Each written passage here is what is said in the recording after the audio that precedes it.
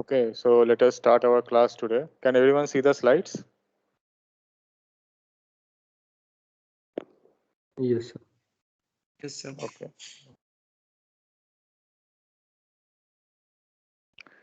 So in the today's class, so in our last classes for a couple of weeks, we have seen that there are different techniques by which we can carry out the different screening of the microorganisms. For example, your particular biochemical or any targeted products you are going to produce, you can screen it out by different primary and the secondary screening techniques. And for example, how we can get the informations once you, so for example, isolate the microorganisms, how we can uh, get the information, the genetic informations, how we can classify them, right? And how we can, for example, so classifications generally, I mean, so in the case of the primary screening, we generally obtain the qualitative this data.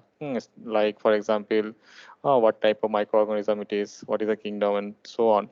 And in the case of the, for example, in the secondary screening, we obtain the quantitative data, like what is the yield potential, what are the culture conditions in which it is able to grow, and so on. So we have seen the different classifications, this primary screening, and under each screening, what are the different techniques that are used for the isolation of the particular microorganisms depending upon the metabolites they are producing.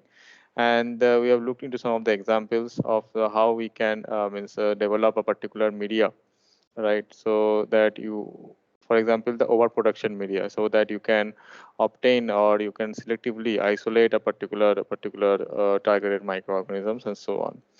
Okay, so we have completed the screening part, and today's class we will start a new topic is the preservation and the strain improvement methods. So in the earlier classes, we have seen how we can isolate particular microorganisms from a natural source. Suppose it is a soil, or it is, for example, the milk, or any other sources. How we can isolate your targeted microorganisms, which is, and then we select them, which can produce your particular targeted product, bioproducts at higher means at a high concentrations, and so on. But after that, your isolation, you have selectively developed a technique for isolating a microorganisms. After that, you, what is the next approach is how you can preserve that selected microbial strain. So in this today's class, we will look into the what are the preservation techniques of the microbial strains that are there. And once you are, suppose you are preserved the microbial strains, so this preservation is important because in the case of the industrial fermentation processes, we want to make sure that whatever the microbes that we are getting, that are means they do not undergo a genetic change, they should be stable enough. So if there are some changes, genetic changes or any other phenotypic changes in in your targeted microorganisms, what will happen? Your quality of the product or after the fermentation will be different, right? If there is some genetic changes and any changes are there in the selected or isolated microorganism, so you need to find out techniques where we can means preserve those microorganisms. Okay, so in today's class, we'll look into the preservation techniques, and then we'll look into the strain improvement methods. So sometimes when we are selecting the microorganisms from the natural these natural sources, what we get is the wild strain, or it is also called the natural strain. So after that, obtaining the wild strain, we have seen that there are some disadvantage with the wild strain which we can improve when we are carrying out a conversion of the wild strain to the industrial strains, for example. And there are some techniques that are used for the strain improvement. Some of them are like the mutations. Okay, so how and what are the different types of mutations? And once you are doing the means so mutations can be both two types. Like we have, for example, a natural mutations in which microorganisms by themselves undergo mutations, or we can also externally induce some sort of a mutation, okay, by looking into the genetic sequence or the genome sequence of a particular microorganisms. We can externally induce some sort of a mutation. So we will look into these techniques. What are the different techniques by which we can induce a mutations in the DNA or make a genetic changes in a microorganism. So let us start today with the first of all with the preservation approaches that are there for the different strain. So like we talked about, so in generally in the area of the that research and science and technology, whenever, so we have seen in the last slides, like how we can for example, how we can develop means identify a new species, right? So we have to do the genetic gene sequence, 16S RNA gene sequence, and then we have to do some bioinformatic studies to confirm that a particular isolated microorganisms is a new species. So after this, it is being confirmed that it is a new species. The every time what is being done in the field of science is and research is that those whenever these new species have been isolated and it is confirmed, so this new species is deposited in some sort of a bank or a cell bank. Okay, so there are different. So what are the cell banks? So cell banks are nothing but they are culture collection centers which are present worldwide at different locations, where what they do is they preserve and store the cultures at a conditions it is suitable enough that they can be reused or recultured again. Okay, so depending upon the different locations, so these are the culture collection centers present at the different parts of the world. Like some of the famous of them are like the NCTC, that National Collection of Types Culture, which is present in the UK. Then we have, for example, ATCC, which is American Type Culture Collections. Okay, then we have the DSMZ, which is at in Germany. Okay, and then we have JCM, which is the Japan collection of microorganisms. So these are some of the well-known collection centers because they means they have a wide variety of different species that are being stored. And in India, we have two culture collection centers. Okay, so they are the MTCC, which is the microbial type culture collection center, which is at CISR IM Tech.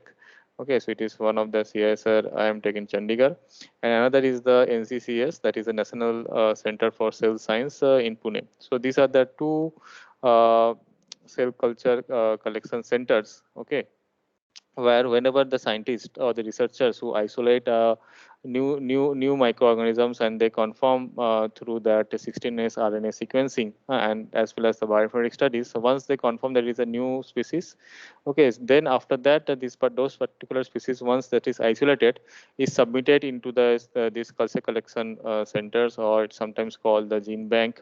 Okay, where they are actually preserved under some conditions. Okay, so that they can be revived again and can be used for any applications by anyone, means any persons or any industries or any researchers.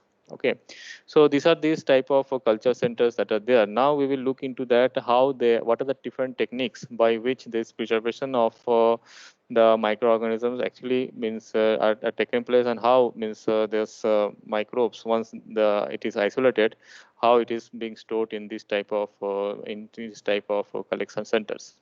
So before we look into the preservation techniques, so one thing that is very much important, that why the preservation of this type of industrial strain is required, because as we know, so generally if you see the microbes, they have their different that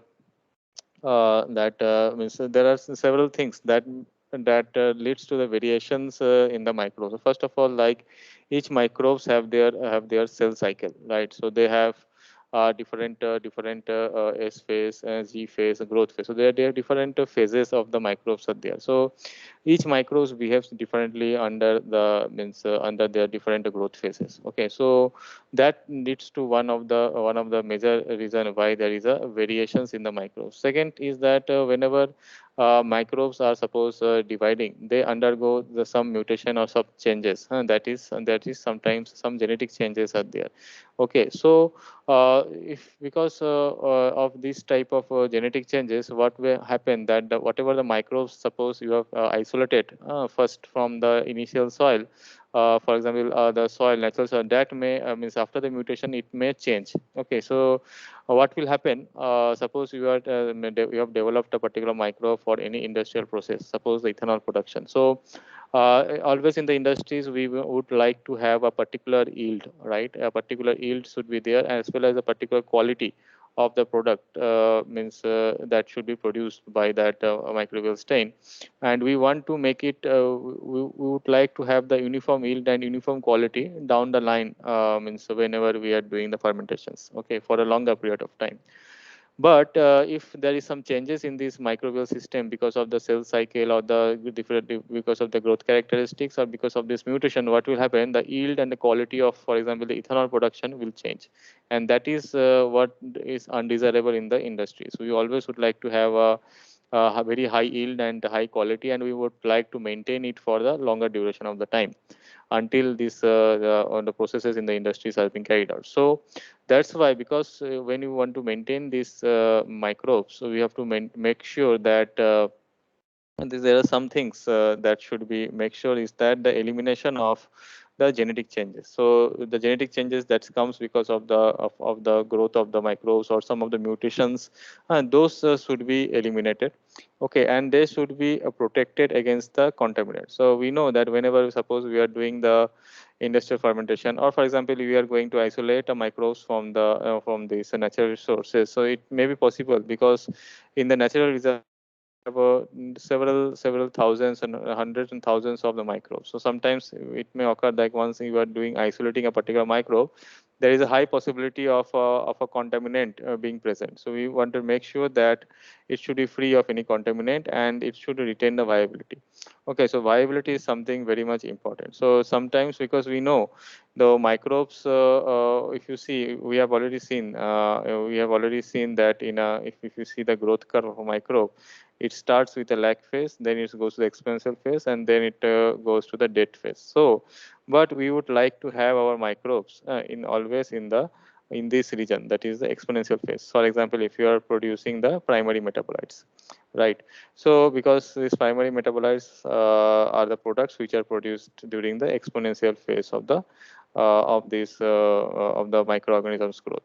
So we would like to always like to maintain our industrial fermentations in the case of like all the cells are in the exponential phase. Okay, so to maintain that thing, so we need to culture, we need to develop some culturing techniques that are there.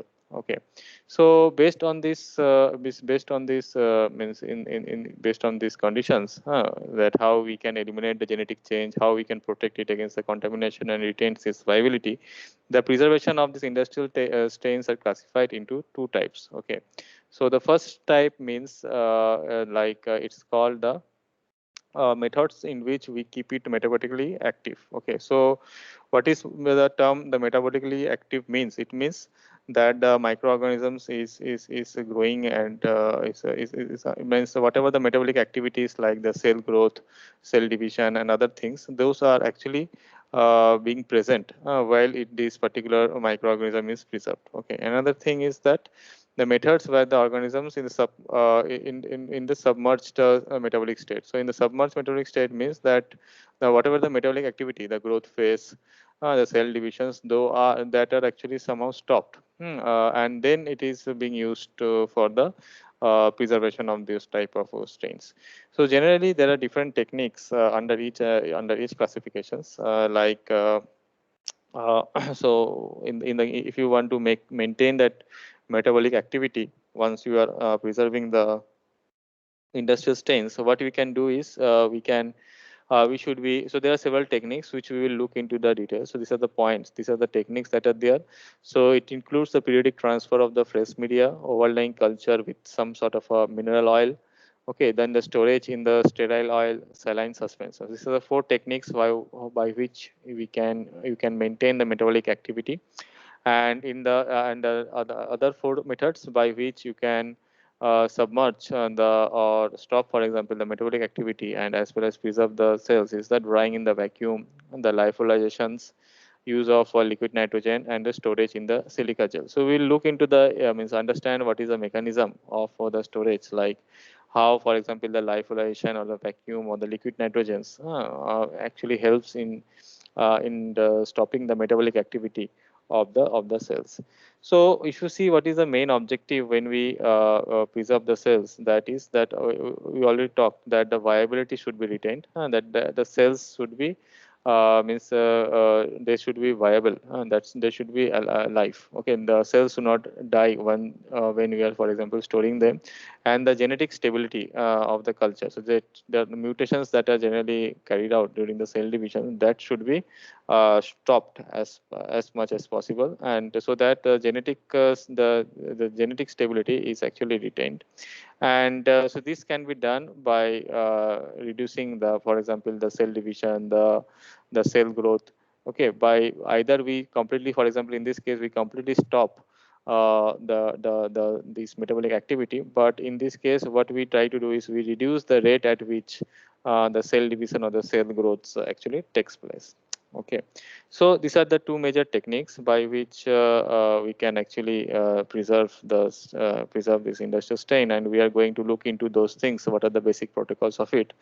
And generally, when you are, for example, there are some very basic factors by which we can, for example, store the cells. So storage of these cells, so we know that if you want to maintain the metabolic activity, that means there should be the presence of the growth media components, right, in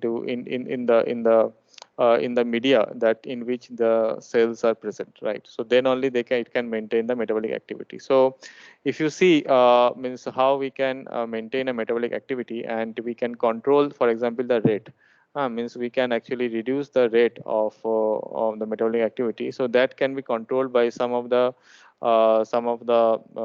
approaches. So one is the limiting the carbon and the nitrogen and any sort of energy source. So we have seen in the earlier that we add some sort of a carbon source and some sort of a nitrogen source, some sort of other cofactors, right, that are required for the growth of the microorganisms or the cells. So if we can limit this type of CN, carbon, nitrogen, or the energy sources, the rate at which the metabolic activity will be carried out will be reduced. Okay, then we can, for example, lower the temperature, or by preventing, for example, maintaining some sort of a dehydration environment. So generally low temperature, what it does is makes generally it leads to the cells to the dormant stage, and whatever the metabolic activity is there, that is the rate of that is reduced significantly.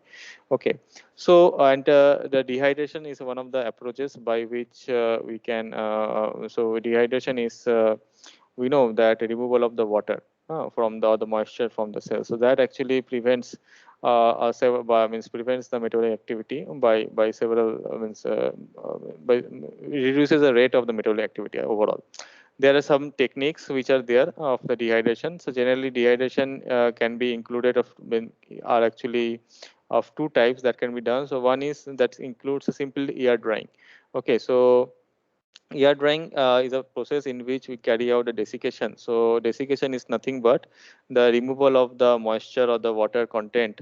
Or basically, it means the desiccation means the removal of the water and leads to the dry state, completely dry state of the cells. Okay, so we remove this air drying in the presence of some vacuum, or we can either in a frozen state. So generally, means what we do is we take the cells that are present in the growth media, and we, for example, air dry the the liquid growth media, and what is left behind is a layer of these microbial cells in the tube. Okay, and then we, for example, dry in the vacuum, and after that, what we obtain is that the cells in which from which the means the cells which is having the water being removed out from its core. Okay, and because of that, the metabolic activity is actually means metabolic activity is it's stopped. Okay, and by simply doing this air drying, okay, we can actually preserve the organisms for some days, for example. There is another technique of drying which is called the frozen storage or the cryopreservation. Okay, so whenever the word cryo comes into picture, the cryo means that very sub low temperature. Okay, so some temperature cryo like almost at for example at 196 degrees Celsius.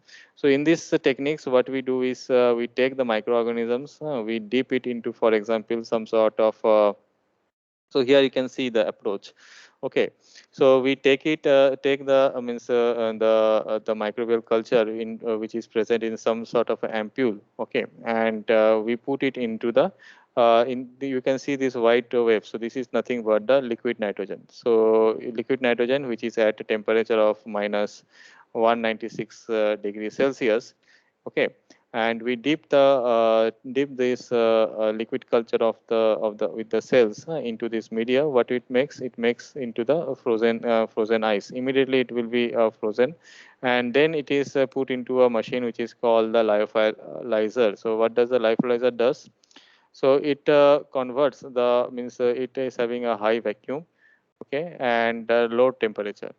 Okay, so it will have the high vacuum and low temperature. And what will happen?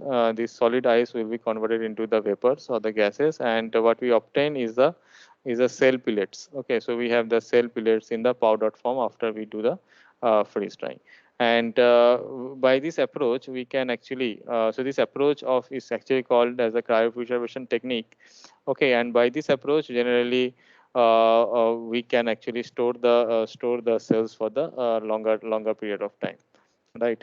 So these are the two techniques, the air drying and the cryopreservation technique. And as I told you, in the air drying we can store the so the time duration for storages are lower or shorter, and the cryopreservation the time durations are longer.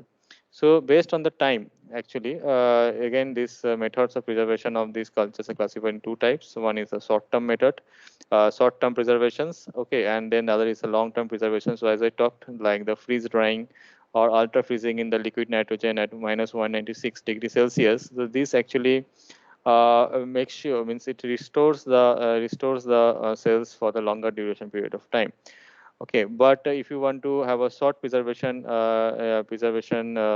means short term or short time preservation of your cells is your main motto. In that case, what you can do is you can carry out the serial transfer of the organisms. That is, this is nothing but it's a subculturing method.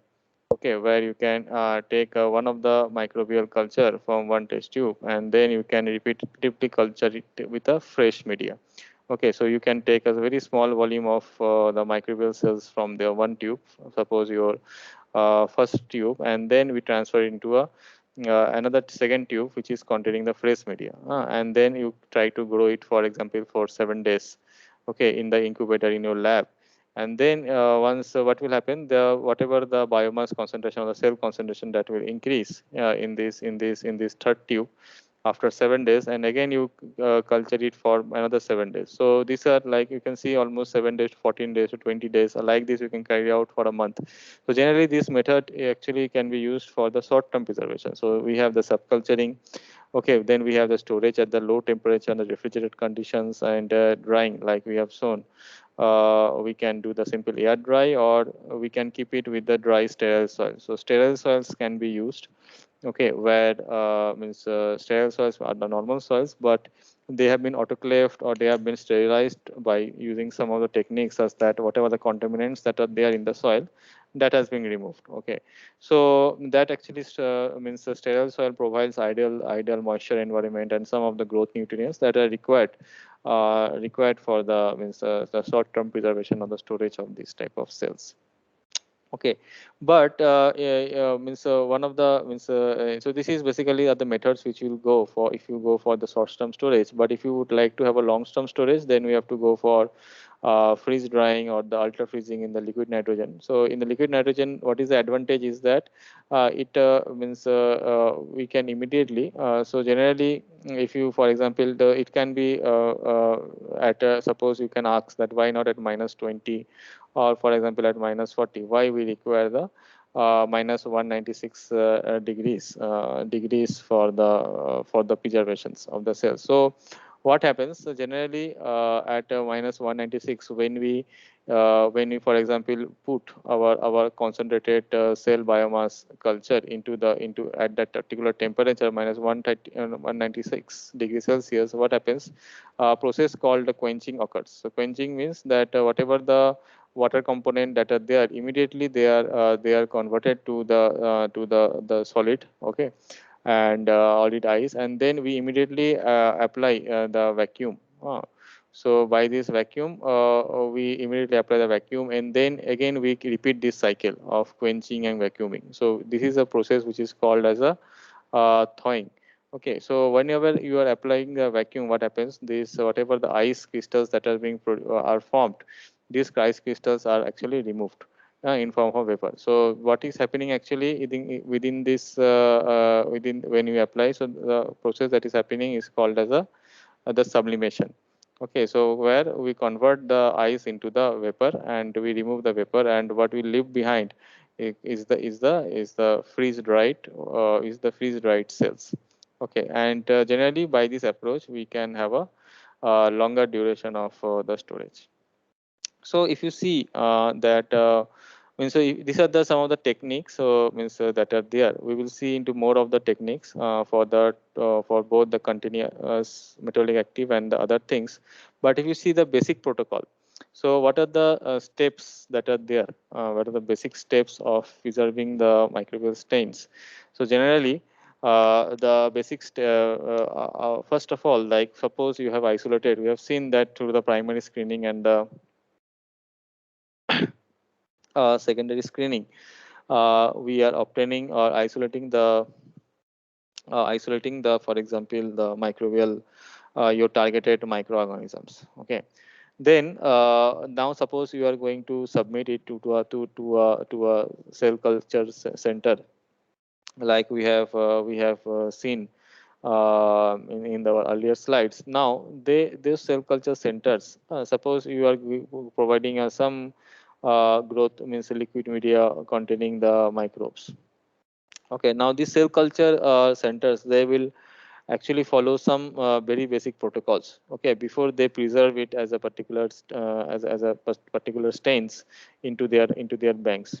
So first step that they are going to do is to check the culture purity check. So first check is that it contains whatever the ampule or whatever the test tube containing your isolated microbes is being isolated. So first they will check that if it contains your means it should be the isolated microorganisms. So it should be a single type of microorganisms that is there.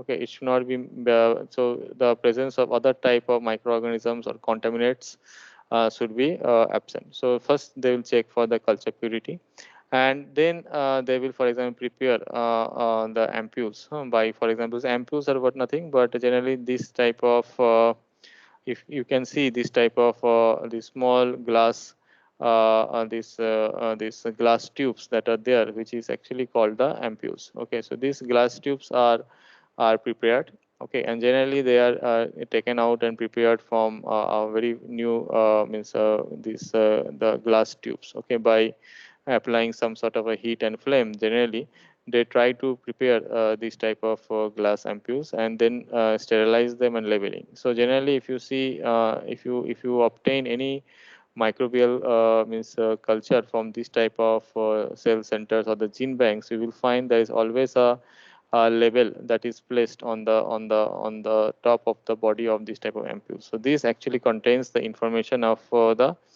bacteria, right? So generally if you see those cell banks, depending upon the name, suppose the American type culture centers, they have the ATCC. If you see the Indian culture centers, they have the MTCC. Okay, and after that there is a number.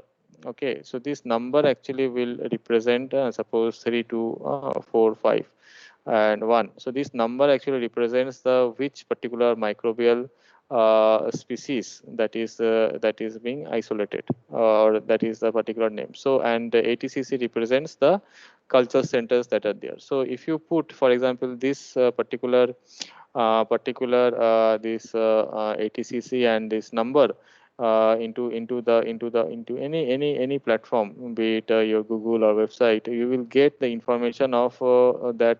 So it is like a way how we are actually naming and labeling the microorganisms. Okay, so it contains first the name of the culture centers in which it is being stored. Okay, and the second, it will contain some number, catalog number, which will actually provide you the information of the microbial species that is there. So, so this is a general scheme by which we, I mean, in the collection centers, we usually for example, we usually store the isolated microorganisms. Okay, and there it doesn't not only contains the name of the microbial species, it also contains information of that, for example, the date of isolations to the name of the person or the scientist who have isolated it, and what are the characteristics of the microorganism. So we will always get all the data and the informations that is there, okay, in that particular collection centers, and that is available in the website. Okay, so next, after you have means obtained that particular microorganisms, then you have obtained got your these labels and the sterilizing these ampules. Then, for example, from that very small stock culture, you try to grow means a high concentrated or the high volume of the culture. Okay, and whatever these the cells that are there, they are suspended in the preservation media. So what is the preservation media? So generally we have till now we have talked mostly we talk about the media which is the growth media. So the growth media is nothing but it is need to improve the cell concentration or the biomass. Then we have talked of the another type of media which is called as the production media. So this media is required when we are suppose producing a particular products or the metabolites by these microorganisms. Next, so there is another media here which is called the preservation media. So the preservation media contains the components which actually helps to reduce the metabolic activity of the microorganism. So like we have means in last slides we have seen that either you can use the mineral oil or the glycerol. So this mineral oil and the glycerols are some of the materials which are means added to the microbial culture system. Okay, and that actually means reduces the metabolic activity or the rate of metabolic activity, and by that way we can develop this type of preservation media. Then once we have the suspension of cells in this preservation media, then what we do is we put the cell suspense, or we dispense means we transfer the cell suspense into this type of ampules. So these are generally we have this type of very small ampules. Okay, and once you have labeled the ampules, right, and you have sterilized and labeled the ampules, then we transfer the cell suspensions into the preservation media, and once and from that the preservation media containing the cells we transfer into this ampule, and then we carry out the preservation. So now we will look into the what are the preservation techniques that are there. And for example, in the case of the cryopreservation, as we talked about that, generally it is used in all the means collection centers. Okay, so what they do is to transfer this ampule into liquid nitrogen, which leads to the freezing of the cell cultures or immediately, and after that it is being transferred into the lyophilizer, and the lyophilizer what we obtain is a small quantity of the dried powder of the cells, okay, and which are in the active state. So that is also very important that whenever we are doing this type of any preservation of the stains by any approach, we should make sure that the cells are viable in their viable stage, but they are not metabolically active at that particular stage. Okay, so that is very much important, that both metabolic activity and the viability should be means the metabolic activity should be absent, but the viability should be there. Okay, and then these whatever the informations are there, these are updated. Okay, then we store these ampules into in their stock storages, and generally in these collection centers what is being done that at a regular, because whenever you one thing to note that whenever you are making this type of ampule storage from this type of a single isolate, we do not make a single copy. We always makes like 1,000 copy or more than that copies of the isolated strain. Okay, so generally and 1,000 more than that are kept in this culture collection centers. So so those informations are updated, and then generally at regular time intervals, what is being done in those culture selection centers, that ampule is recovered, and the small testing of that ampules to find if the cells are viable or not, so that is being carried out at a regular intervals. Okay, so we check the viability of the cells, we check the purity, like during this, to make sure that during these processes when we are doing, we should not be contaminating our cells. Okay, and then we look into the genetic stability of these isolates. So these are the very basic protocols and basic ways by which we can means for example, once your microbial strain is isolated, and then how you can preserve it. Okay, so let us look into the next part. Like we have already seen that generally there are two approaches. One is by maintaining the metabolic activity, and other is by stopping or submerging the metabolic state of the microorganisms. And under each technique, there are different ways of doing that. Okay, so let us start with the part A, or the part one, which is the means we maintain a continuous metabolic active state. Okay, that is being means there in the isolated microbial stains. So there are several ways to do that. We'll look into the three most famous techniques. One is the regular subculture. So regular subculture we already means I have already discussed, where we like we have our initial isolated your isolates microbial stain, and then we replenish with fresh media at regular time intervals, and then means we prepare several copy numbers of that microbial stains. Okay, and so this is means if you want to maintain the metabolic active state of the microorganism, so we make sure that whenever we have the growth curve, right? So in the growth curve we have seen that there is a lag phase, the exponential phase, and log phase. So whenever the microorganism is present in this exponential phase, what we do, we carry out this repeated culturing of the cells, so that that particular active state is actually maintained. Okay, and generally if you see, means it varies with the different microorganisms, but generally it is means recommended that we should not be means subculturing more than 5 to 6 times of a particular isolated microbial stains, because that may bring into some changes in it. Okay, now so if you see in the case, means this is the liquid culture. Okay, so liquid culture subculturing is actually means it is not preferred. So compared to the liquid culture, because there is in the liquid media there is a high chance of the contamination. So what is type of the media is preferred? That is the solid media. Okay, so generally we to obtain the solid media, what we do is we simply add the agar to the media components that are there. For example, in the case of this the preservation media, we add the agar. Okay, and then it solidifies. Okay, so there are two ways by which we can do the culture preservation in the solid medias. So one is called the slope culture. So what we do in this, we take the test tube containing the growth media components, and we for example we have the agar containing the growth media components into it at a high temperature. Or what happens when a voltage at high temperature, the agar is in the liquid form. Okay, and then we try to tilt the tube. Okay, and we try to bring it to the room temperature, and what happens during the time, this agar actually gets solidified. Okay, and it is formed in form, this form of slant is there. Okay, and why we require to obtain this type of slant?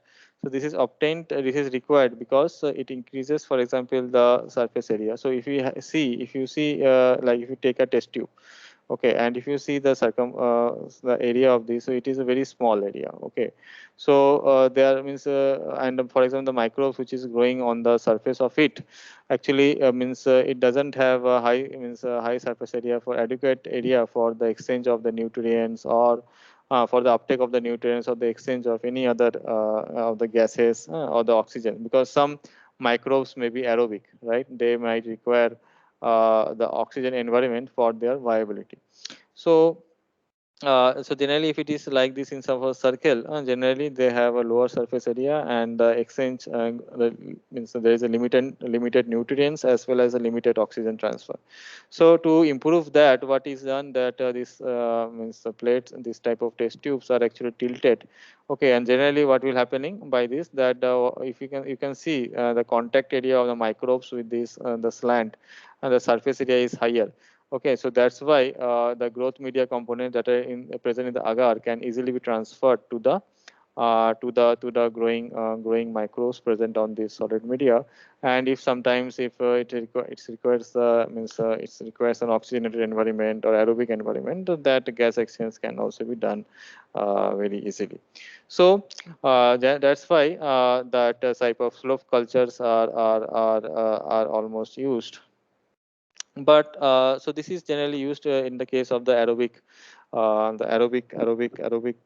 microbial cultures. Okay, but there are microbial cultures which are which grows in the presence of absence of the oxygen. Okay, so those type of cultures are generally grown in the culture technique which is called the step culture. So what is the step cultures like? So this one is the step one. Okay, and this one is the slope one, or also it's called the slant culture. So in the step culture, what is being done whenever you are means you want to inoculate a particular microorganisms, what we is done is that we take a metalware on which for example the microbes are actually strict in, and they are inserted into this agar. Okay, and they are kept inside, and they are made to grow within this agar gel. Okay, so because within the agar gel we do not have the atmosphere availability of the atmospheric oxygen is actually limited, especially if you see at the, for example, center region, because the oxygen is not diffusing through the agar surface, and that provides somehow anaerobic environment, and that is ideal for the growth of those microorganisms which are anaerobic in nature. Okay, so so these are the two techniques where we can do the regular subculturing to maintain the metabolic active sites. Okay, and there are other two techniques. One is the paraffin oil. So in this, it is a very simple and cost-effective method. What we do is we take a liquid paraffin, and we sterilize them. Generally, the paraffin sterilization is done at a temperature of almost 180 degrees Celsius, or I think 170 degrees Celsius. So this is nothing but a simple heat sterilization that is being done. And once the liquid paraffin is there, what is done is that it is poured over the slant culture. So means whatever the slant we obtain containing this type of these microbial cultures on the surface of this gel, on the top of it we add this paraffin oil, or for example sometimes we also add the mineral oil. Okay, and what does the advantage of this paraffin oil or the mineral oil is that? So if you see the chemical composition of the paraffin oil, they are nothing but they are made with the long chain hydrocarbons. Okay, and means it has mostly long chain hydrocarbons. CH units generally having high density, and because of that, what happens that it actually prevents the dehydration of the medium. Okay, and it also maintains for example, the anaerobic environment. And because of that, what happens, the metabolic activity, because if you have means the availability of the oxygen is limited to the microbes, then generally the metabolic activity is reduced. Okay, and generally there is a means oxygen reduced oxygen tension, because of that and the reduced availability of the oxygen, the metabolic activity is reduced, and the growth phase of the microorganisms is reduced. Okay, but one thing is like important to say that this means the paraffin layer actually prevents the dehydration of the medium. So whatever the media is there in the agar, that is available for the means to the cell cultures to maintain its metabolic activity state. Okay, so So this is means a second technique where we use the paraffin method. So it's oil overlay, and it can be the mineral oil also. Then there is another technique of storage in the silica gel, and generally the bacteria and the yeasts are generally stored in the silica gel, and the time frame for the storage for using this technique is almost 1 to 2 years. Okay, so what is done in this method is that generally we carry out the say silica powder. I'm sure everyone has have seen in the electronics. Whenever you get a new products, for example, we have very small pouches of the silica gels that are there, and we know that maintains a dehydration means environment around. So whatever the moisture or any some sort of a water vapor or water moistures are there, so it prevents that means it captures and it maintains a dry conditions or a dehydrating conditions in that particular area that where it is being kept. So similarly in the case of the microbial system, so what we do is we take this the silica powder, and then generally we do the sterilizations by heat. Okay, and whatever the silica powder we take is in the form of the uh, fine powder, and whenever we have this cell substantion which is in a thick means a very high concentration of the cells, they are mixed with this powder, and then they are stored at a low temperature. But and what is the basic principle on which the silica gel is working? So I already told you they are good dehydrating agents. Okay, so within the techniques actually we can do the quick desiccation at low temperature. Okay, so desiccation we already, so what is the desiccation? So desiccation is in generally, for example, if we have a desiccator, so desiccator in the labs looks like a closed chamber in which is being connected to a vacuum. So what does the vacuum do? It removes whatever the moisture and the water vapor that is present within this chamber. Okay, so what does the silica does? Is silica actually maintains the such type of desiccation property at a low temperature. That means it absorbs whatever the water is there within the cells, and that actually leads to the reduced metabolic activity of the cells. Okay, and because of that, the cells can be viable for the longer period of the time. So these are the three techniques by which we can preserve the microorganisms by maintaining the metabolic activity of the cells. Then there are some techniques in which we are actually suspending, or we are, for example, stopping the metabolic activity or the metabolic state, okay, of the microorganisms, and whatever the methods that are there, they are basically used for the long-term storage of the microorganisms. So let us briefly look into what are those long-term storage techniques. Okay, and how it is being done, like what are the steps by which we can do. So we have seen in our earlier slides that generally the first method is the storage by the freezing. Okay, so what we do is we freeze the cells. Okay, and generally the freezing of the cells are carried out are carried out in a stepwise manner. Okay, so how do we do that? So suppose we obtain a very high concentrated the cell biomass of a bacterial suspensions or growth media suspensions containing the microorganisms. So generally they are very much thick, okay, and very much concentrated because of the presence of the cell biomass or cell biomass that is there. Okay, so first what we do is we freeze it at a temperature of T is equal to -30. Okay, so what happens at that -30? Whatever the water and the ice that is that is there, that frozens into that. Sorry, they are frozen at that particular temperature, and slowly after that, so once it has reached to a -30, it is in the stable form. So we can store it, for example, almost for 7 to 10 days. Okay, without any without any cell deaths or effect in the cell viability.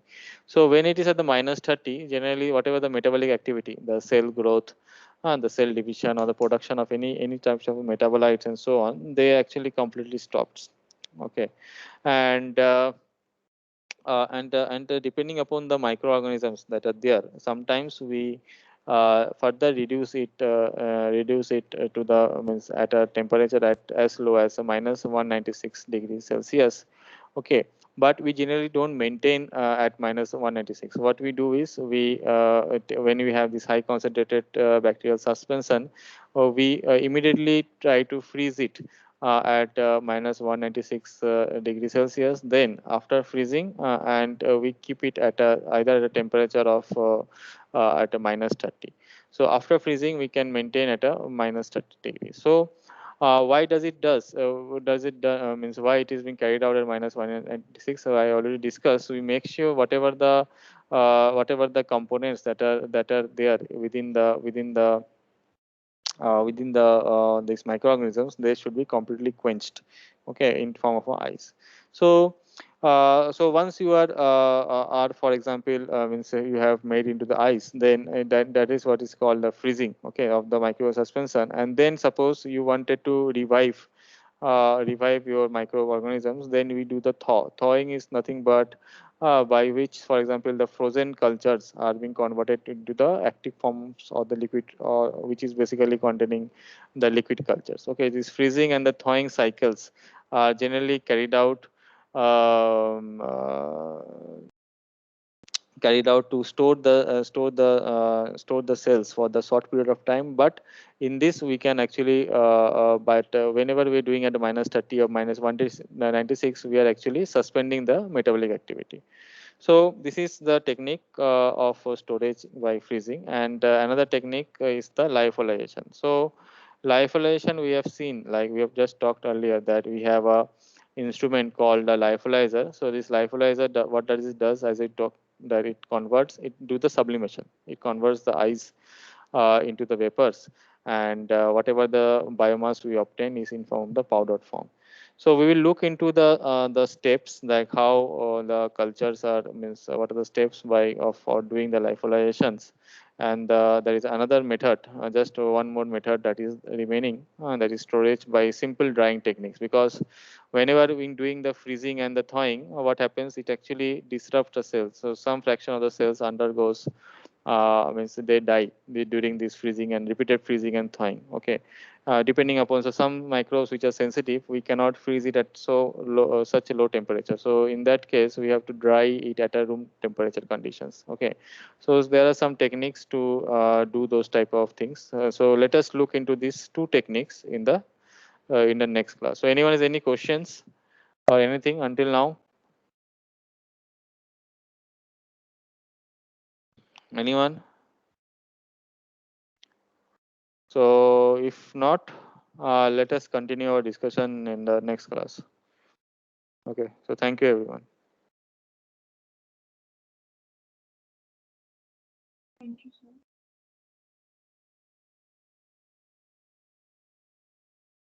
Thank you.